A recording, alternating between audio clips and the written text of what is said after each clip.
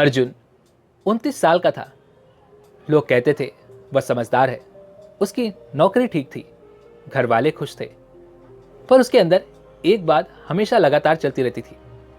वह कुछ अपना शुरू करना चाहता था, एक छोटा सा काम, एक कोशिश। लेकिन हर बार जब वह शुरुआत के करीब पहुंचता, उसके अंदर एक आवाज उठती, अगर मैं असफल हो गया तो। और बस वहीं सब कुछ रुक जाता। वह किसी से कह भी नहीं पाता था, क्योंकि बाहर से सब ठीक दिख रहा था। एक दिन उसने सोचा कि थोड़ा अकेले बैठना चाहिए। वह शहर के किनारे बने एक पुराने शिव मंदिर में चला गया। मंदिर बहुत बड़ा नहीं था। सामने शिव की मूर्ति थी, शांत चेहरा, आंखें आधी बंद, शरीर पर भस्म लगी हुई, गले में सांप। अर्जुन ने पहले कभी इन बातों पर कभी ध्यान ही नहीं दिया था, लेकिन आज वह शिव की इस मूर्ति को बहुत ही ध्यान से देख रहा था। तभी उसके पास बैठे हुए एक बुजुर्ग ने पूछा, क्या सोच रहे हो बेटा? अर्जुन ने सीधा जवाब दिया, डर लगता है।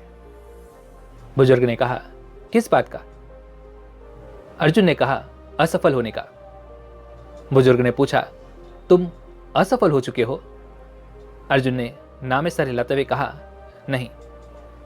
इस पर वह बुजुर्ग कहता है, तो फिर अभी डर किस बात का है? अर्जुन चुप हो गया।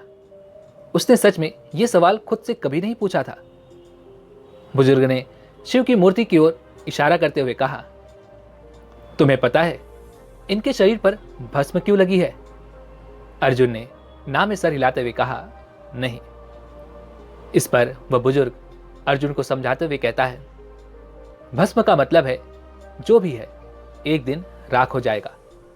नाम, इज्जत, पैसा, शरीर, जब सब एक दिन खत्म होना ही है तो असफलता से इतना डर क्यों? अर्जुन ध्यान से सुन रहा था। बुजुर्ग ने आगे कहा, तुम्हें पैसा खोने का डर नहीं है, तुम्हें उस दिन का डर है जब लोग तुम्हें सफल कहना बंद कर देंगे। यह बात अर्जुन के सीधा दिल पर लगी। वह सच में अपने सपनों से ज्यादा अपनी छवि को बचाने में लगा था। बुजुर्ग ने अर्जुन को इशारा करते हुए कहा, वो देखो, शिव के गले में सांप लिपटा हुआ है। सांप का आखिर क्या अर्थ है?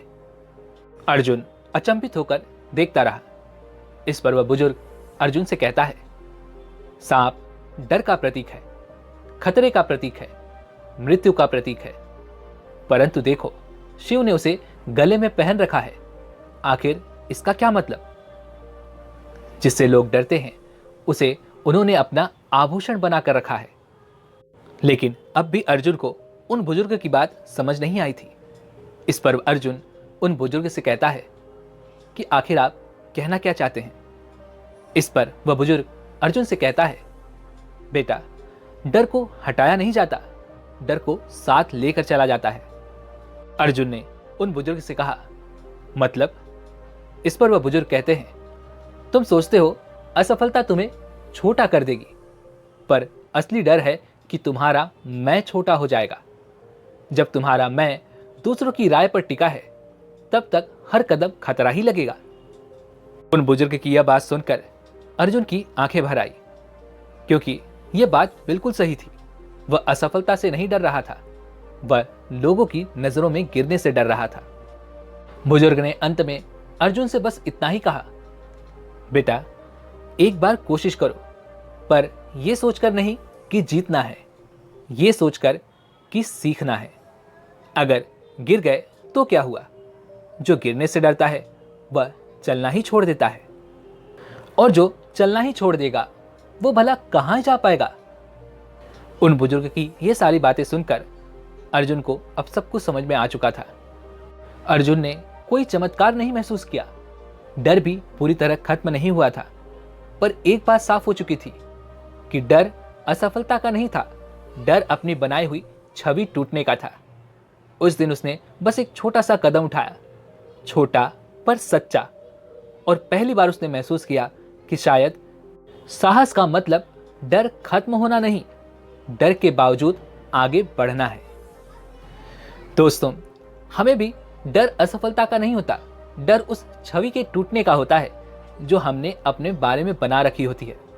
जब तक हम अपनी पहचान को लोगों की राय और परिणाम से जोड़कर रखते हैं, तब तक हर नया कदम हमें खतरा ही लगता है। लेकिन यहाँ पर शिव जी हमें सिखाते हैं, जो नश्वर है उसे बचाने की चिंता छोड़ दो, डर को हटाओ मत, उसे स्वीकार करो। क्योंकि साहस का मतलब डर का खत्म होना नहीं है, साहस का मतलब है डर के साथ भी कदम बढ़ाना। जो टूटने से नहीं डरता, उसे असफलता कभी हरा नहीं सकती।